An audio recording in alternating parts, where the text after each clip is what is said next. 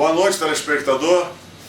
Vamos começar o programa de hoje com um papo. Hoje não é papo cabeça, que tivemos já em 2 programas.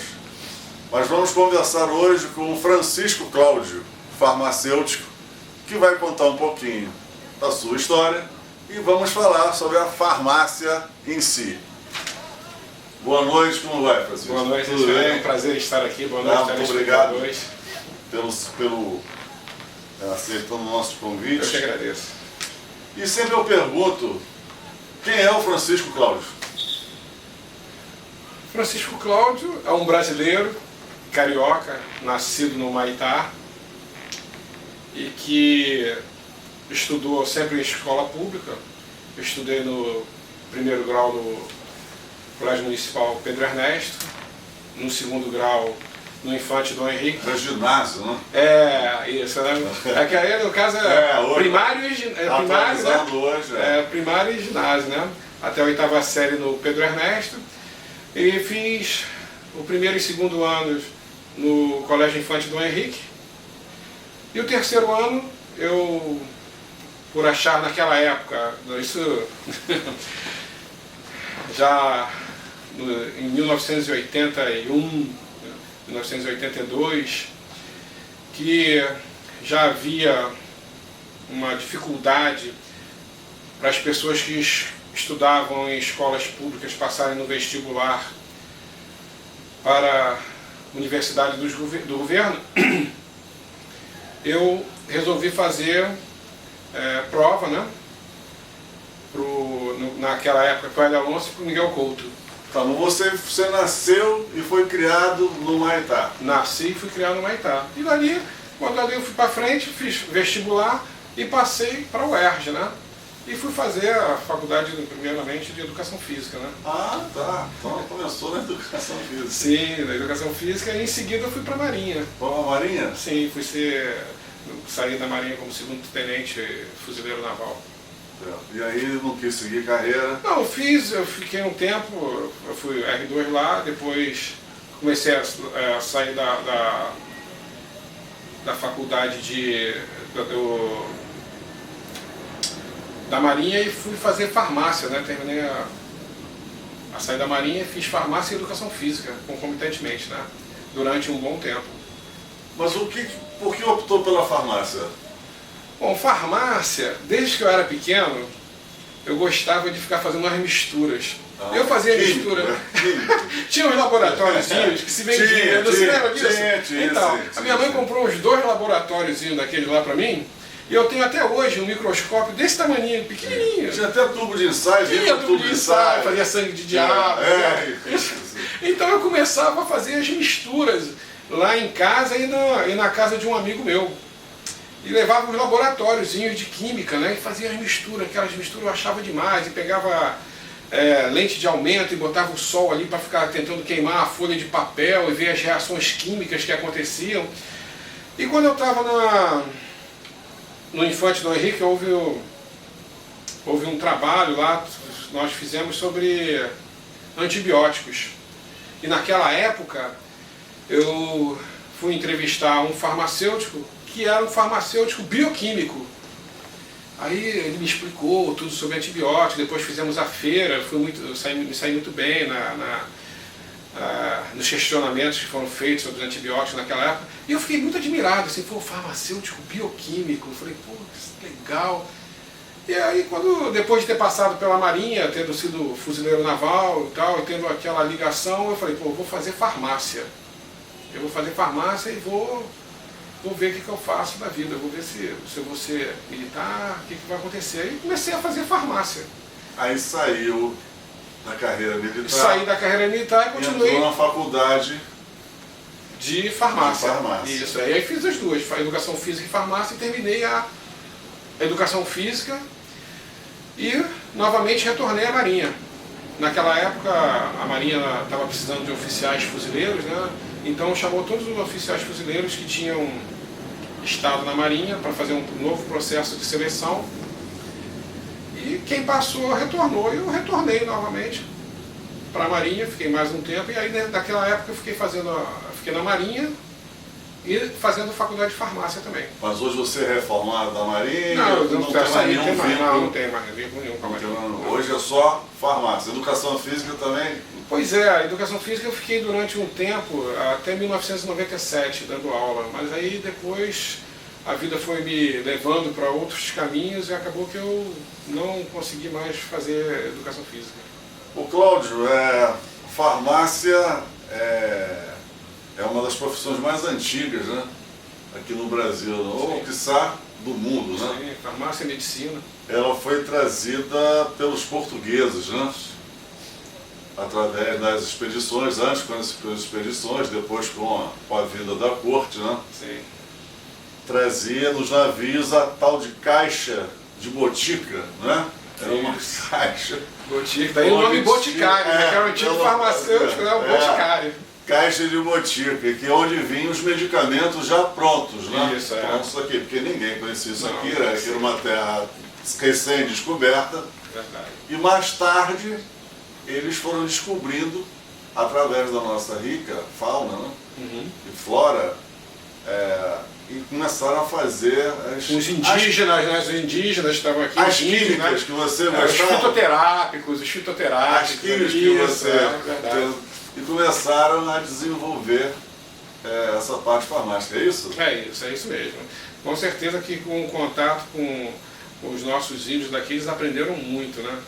Com os índios, né? Os índios, porque naquela época os índios faziam o quê? Faziam as ervas, né? As ervas. Então, daí a fitoterapia, né? Fitoterapia baseado tudo nessas ervas aqui, mas com certeza os nossos índios aqui colaboraram e muito para o desenvolvimento da profissão farmacêutica dos seus primórdios. Certo. Estamos conversando com o nosso amigo Francisco Cláudio sobre farmácia e depois dessa breve parte histórica da farmácia, queria perguntar, Cláudio, existe drogaria e farmácia. Drogaria, ele vende só o remédio pronto, você vai lá, farmácia, aí tem o farmacêutico. Ou a drogaria tem que ter também um farmacêutico? Drogaria tem que ter não só a drogaria. Explica aí como é que é. A Lei 5991, no seu artigo 15, ela diz que tem que ter profissional farmacêutico por todo horário de funcionamento das farmácias e drogarias, né? E existe uma diferença entre farmácia e drogaria, além da metragem, né? A farmácia... Além da metragem? Porque a farmácia, as metragens são diferentes. As metragens para elas são diferentes, não são a mesma a metragem da drogaria, não é a mesma para a farmácia. Mas a principal diferença aí, no caso, é que a farmácia pode ter a manipulação, mas ambas exigem a presença do farmacêutico por todo o horário de funcionamento, que é preconizado no artigo 15 da Lei 5991/73. Lei federal essa. E na drogaria? Também tem que ter, é o mesmo princípio, tem que ter por todo o horário de funcionamento. Mas na farmácia ele vê ali a manipulação, ele é o responsável. Algumas farmácias manipulam, não é pelo fato de ser farmácia que é obrigada a ter manipulação, mas existe a possibilidade de se ter a manipulação. Em alguns momentos a farmácia tem manipulação e outras também não têm a manipulação, e a drogaria com certeza que não tem. E a drogaria, por que é exigido o farmacêutico ali? Porque você está lidando com medicamentos. Não é exigir, tem medicamento, tem que ter o farmacêutico. O profissional do medicamento é o farmacêutico. Porque muitas vezes, eu acho que todo mundo, quando entra numa farmácia, às vezes, lógico, já vai com a receita, mas sempre pergunta, eu estou com essa dor aqui, o que você acha bom? Um xarope. E aí o balconista, vamos dizer, o atendente, faz o papel de médico ou de farmacêutico, não é isso? Pois é. É uma política que não está bem definida aqui no Brasil para determinadas autoridades. O profissional do medicamento é o farmacêutico, só que existem também empresas em que no primeiro momento a pessoa é entregador, aí daqui a pouco, por ter uma amizade com o gerente ou com o dono da farmácia ou a drogaria, ele vira um balconista. E aí, no próximo momento, ele já começa a prescrever. Então você vê o perigo que sofre aquela pessoa que está indo à farmácia ser atendida por um balconista, que muitas das vezes é inexperiente, e quando não se tem um farmacêutico presente. Porque certamente também ele vai recomendar um laboratório... Uma empurroterapia, a chamada empurroterapia. Porque aí o que acontece? Ele recebe uma bonificação para vender certos tipos de medicamento, que ele é bonificado, e ele vai empurrar aqueles medicamentos. O que você tem? Você precisa de um medicamento para resfriado. O que você tem aí? Aí o cara pega 5, 6, eu tenho isso aqui, ó. E leva, cara, você vai precisar de tudo isso? Vai. E aí você leva e não é o que você está precisando. Aí tem os efeitos colaterais, o desperdício do medicamento, o gasto de dinheiro. Depois tem o descarte errado do medicamento, que é outra coisa gravíssima, que é o descarte do medicamento que afeta o meio ambiente. E aí você já vai começar dependendo do tipo de fármaco que você esteja lidando, se for um radiofármaco, pode causar câncer para quem está manuseando, pode estar contaminando o meio ambiente, o lençol freático, os animais, e num feedback a pessoa também, entendeu? Quer dizer, tudo isso é envolvido. Não seria interessante ter uma lei que é para a pessoa, o atendente, vamos dizer assim, ter pelo menos algum curso? Pois é, hoje o que está se discutindo lá no Congresso, lá em Brasília, é exatamente a retirada do farmacêutico como responsável técnico das farmácias, querendo pôr o técnico de farmácia. Eu acho que o farmacêutico, ele é a pessoa de terceiro grau, que é o responsável técnico pelo estabelecimento. Isso não é passível de discussão. O que as pessoas, aí, por conta disso, eles querem botar um projeto para botar o técnico de farmácia no lugar do farmacêutico. Uma pessoa de segundo grau para tomar conta de um estabelecimento, que é uma coisa seríssima, no lugar de um profissional de terceiro grau. E por conta disso, você cria uma briga entre farmacêuticos e técnicos de farmácia. E quem perde com isso são todos. Porque os técnicos de farmácia fazem um curso, não são reconhecidos pelos conselhos. Com isso, você não consegue elevar o nível da pessoa que trabalha ao seu lado, porque o farmacêutico ele precisa de uma pessoa capacitada para trabalhar ao seu lado, para que não haja empurroterapia, para que ele possa estar dirimindo dúvidas para a população. Quanto maior o nível da pessoa que estiver ao lado do farmacêutico, melhor para o estabelecimento, melhor para o farmacêutico, melhor para a população. Então, hoje o Congresso discute isso, terminar com o farmacêutico, a responsabilidade técnica do farmacêutico. Isso é um absurdo, isso é uma vergonha. Isso é uma vergonha. Isso é um caos para a saúde pública, é um caos para a população. Não sei nem como isso está sendo debatido ainda, isso já tinha que ser sido enterrado. Agora foi ano passado, houve uma tentativa de se pôr o farmacêutico no artigo 15 da Lei 5991/73 e foi vetado pela presidente Dilma. As alegações dela foram erradas, foi mal orientada. Isso tem que ser revisto, porque quem é o profissional do medicamento é o farmacêutico. E o técnico de farmácia, ele tem que vir sim, tem que ser regulamentado. Eu luto para que isso aconteça, mas primeiro nós temos que resolver o problema do farmacêutico. Ele tem que ser definitivamente o responsável técnico pelo estabelecimento, estando ali na lei. Para mim é clara, mas aí, porque é o técnico responsável que diz na lei, aí as pessoas dão brecha para dizer que o técnico responsável pode ser o técnico de farmácia. Entendeu? A confusão que eles fazem maldosamente. E aí, quer dizer, por conta disso, você não consegue regulamentar os técnicos de farmácia. Temos que sacramentar logo o farmacêutico como responsável técnico e, em seguida, regulamentarmos os técnicos de farmácia por qualquer que seja a denominação, ou se mantiver essa daí, porque nós jogamos também no ostracismo uma outra profissão, que existe e que hoje não está podendo ser regulamentada, não está podendo ser registrada nos conselhos por conta dessa falha na lei aí que estão fazendo. Estamos falando com Francisco Cláudio, que nos dá essas explicações. E você falou aí que luta por isso. Mas por quê? Você pertence a algum sindicato? Bota aqui, pode. Não, você está no luto por isso. Através de quê? Luto através do Sindicato dos Farmacêuticos, né? E através da federação. Você é membro? Estou como presidente do sindicato farmacêutico do Rio de Janeiro? Do Rio de Janeiro. Do Estado do Rio? Do Estado do Rio de Janeiro. Do Estado do Rio? Isso. E vice-presidente da Federação Interestadual de Farmacêutica, a FEIFAR, que é uma federação aí de âmbito nacional. Estamos lutando aí para que ela já tem a metade do país já sacramentado, e a gente está brigando para que possa se expandir ou discutir com a outra federação, qualquer que seja a situação, para poder melhorar. Existe conversa com outras federações de outros estados para se chegar... No Brasil, em termos de farmácia, existem duas federações. Existem duas federações. Então, em alguns momentos se discute essas questões. São questões que são necessárias a gente poder discutir, sim. Então, fazemos sim.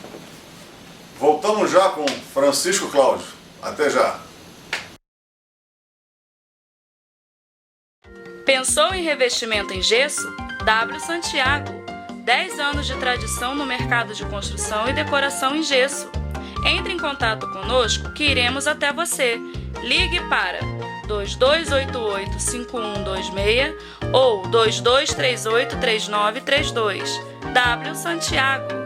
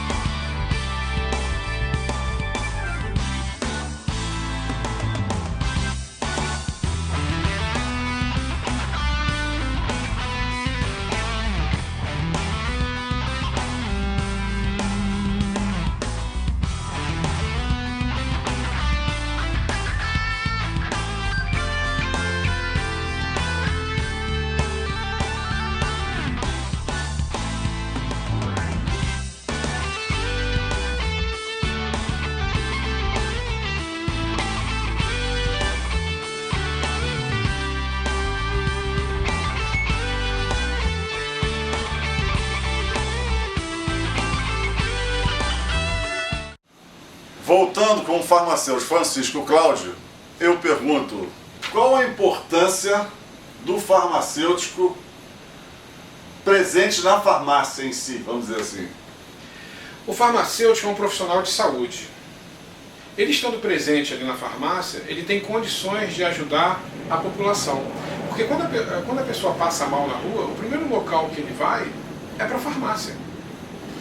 Daí a necessidade de se ter um profissional de saúde dentro da farmácia, para poder ajudar a população. E aí você pode começar a pensar da seguinte forma: a farmácia, ela hoje é um ponto de comércio, um ponto de venda. Mas nós podemos elevar o pensamento e começar a pensar que a farmácia pode vir a ser um estabelecimento de saúde. Um estabelecimento de saúde. Porque ela já tem um profissional de saúde lá dentro. E esse profissional de saúde, ele pode ajudar muito mais a população. De que forma? Fazendo atendimento.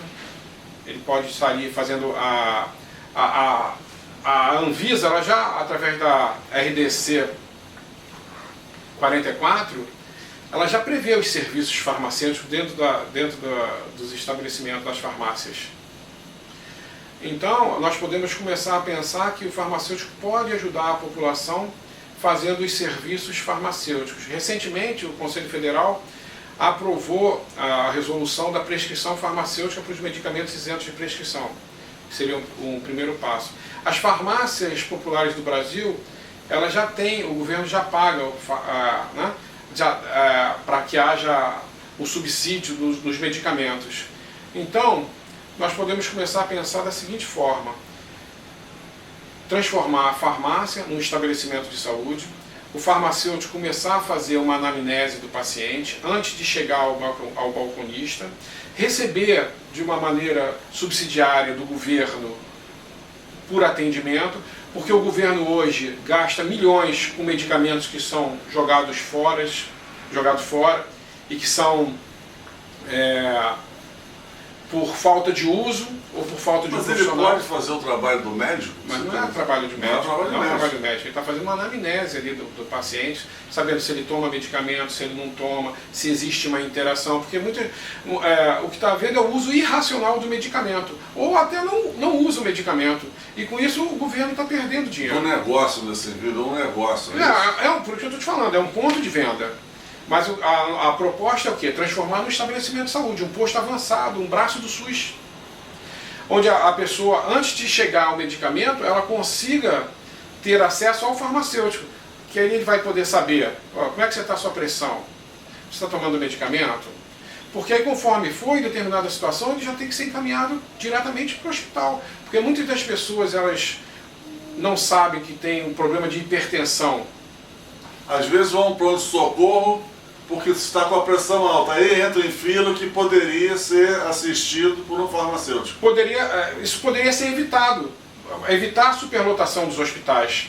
Porque talvez se ele estivesse tomando o medicamento de uma maneira correta, ele não estivesse com hipertensão.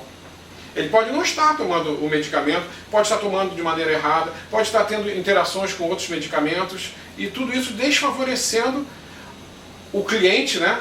Que nesse momento ainda não é paciente, é o cliente, e com isso ele indo para o SUS, aumentando a quantidade de pessoas que vão para o hospital. Quando se você agisse de uma maneira preventiva, com certeza esse número seria diminuído. E hoje tudo se fala em prevenção, né? Sim, porque você gasta muito menos na prevenção do que com a repressão.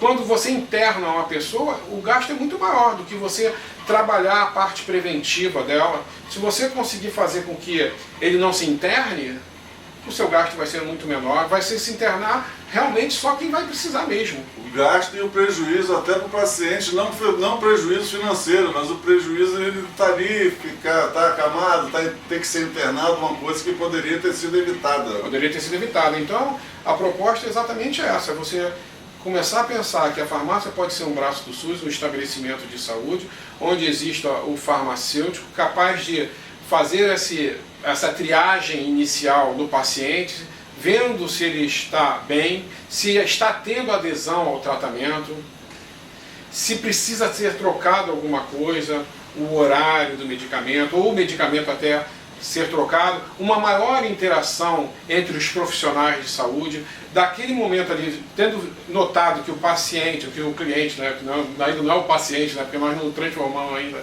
no estabelecimento de saúde, né, mas se ele precisa ir ao médico, e aí encaminhando ao médico, olha, está com esse problema aqui, dá uma olhada nele.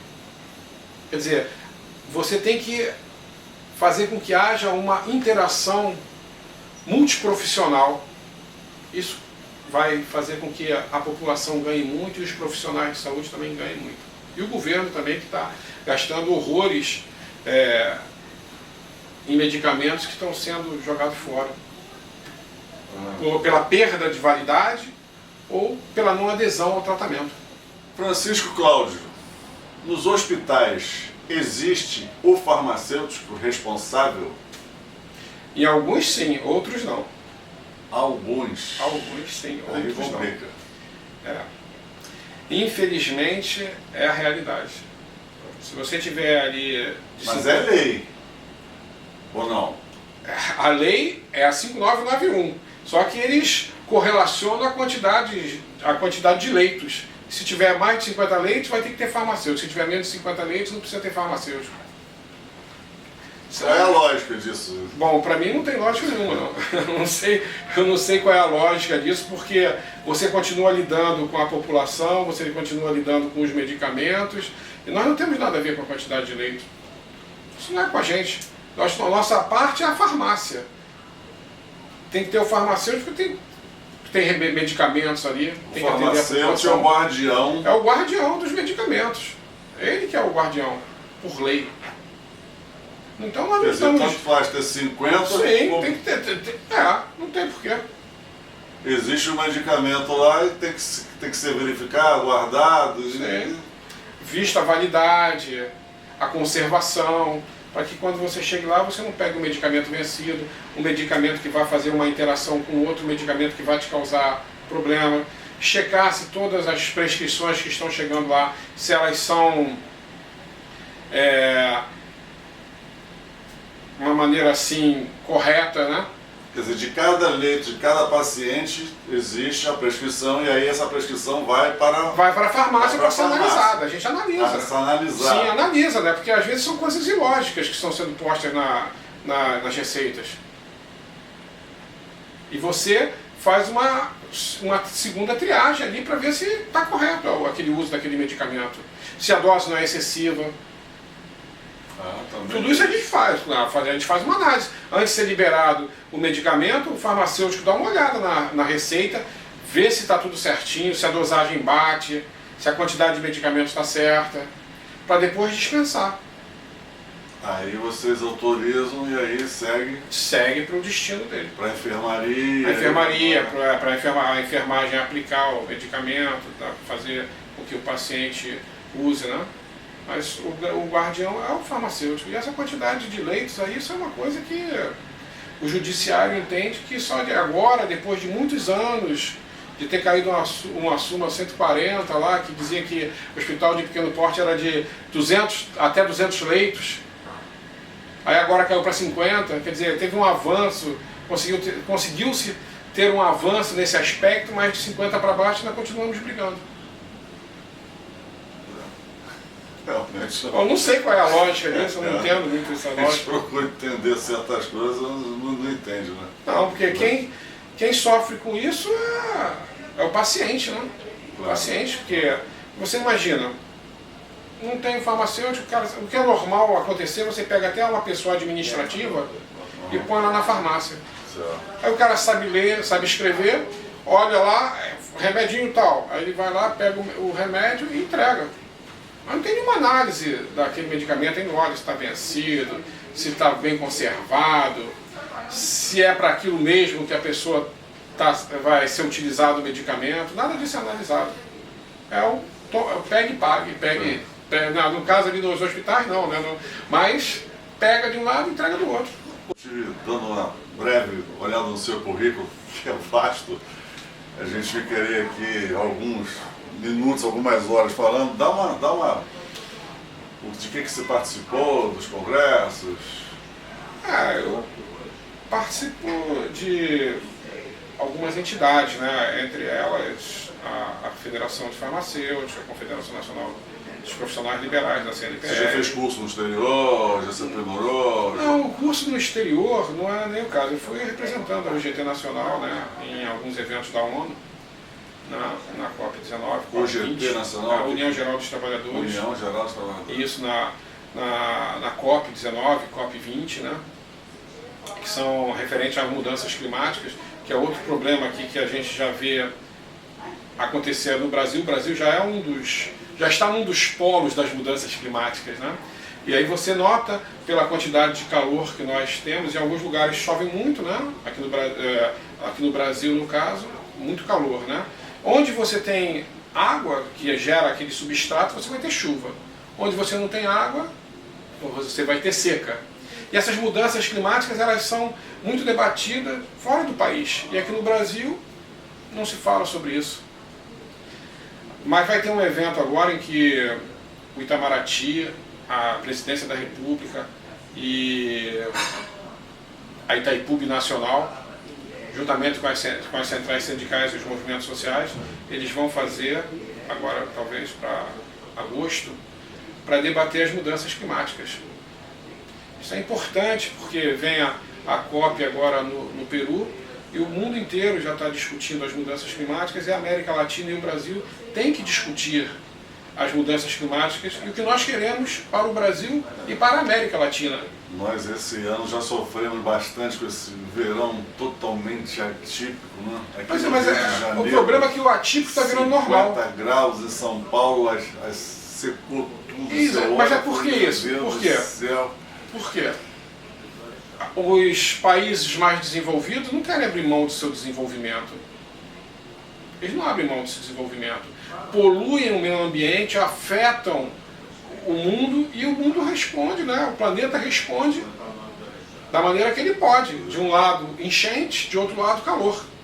Por isso que eu estou te falando, o Brasil já está um dos polos das mudanças climáticas, só que aqui é o calor.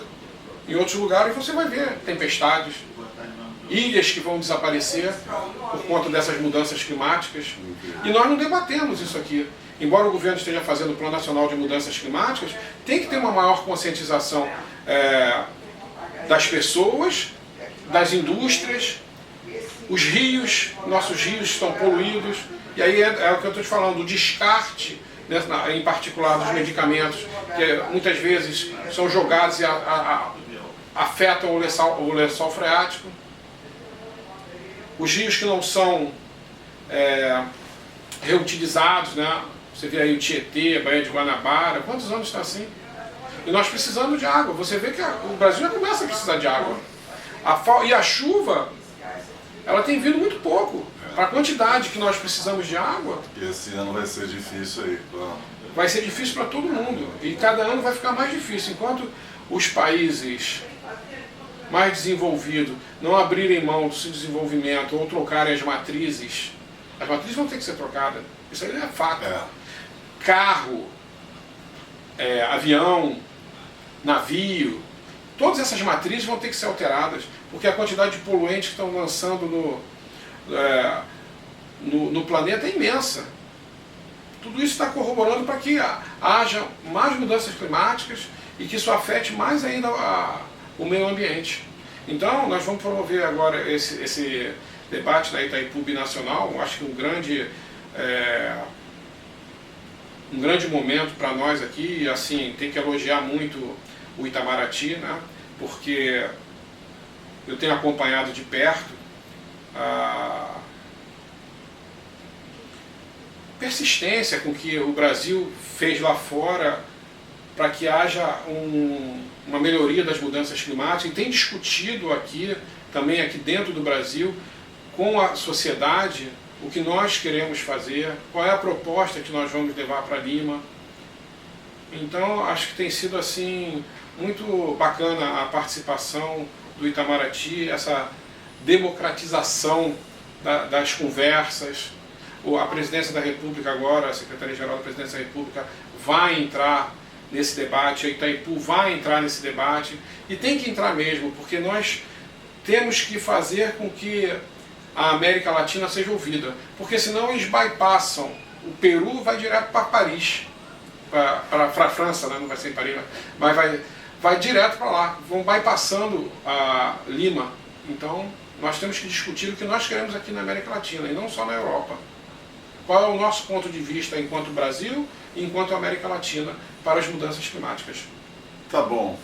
Bom, estivemos com o nosso amigo Francisco Cláudio, farmacêutico, até discutindo até um tema fora do... Um pouco fora, mas né? foi muito mas a farmácia entra aí né? também entra. Muito interessante. E como eu sempre digo aos meus entrevistados, você é show. Muito obrigado. Obrigado a você, muito obrigado pela participação. Até o próximo programa. Pensou em revestimento em gesso? W Santiago.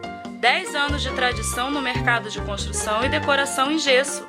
Entre em contato conosco que iremos até você. Ligue para 2288-5126 ou 2238-3932. W Santiago.